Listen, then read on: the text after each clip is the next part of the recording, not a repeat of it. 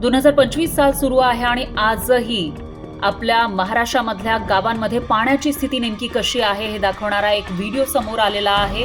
हा व्हिडिओ आहे नाशिकमधला। नाशिकच्या बोरीची वाडीमध्ये एक महिला पाणी मिळवण्यासाठी नेमकं काय करतेय, किती धडपड करतेय याचा अंदाज तुम्हाला हा व्हिडिओ बघितल्यानंतर येईल।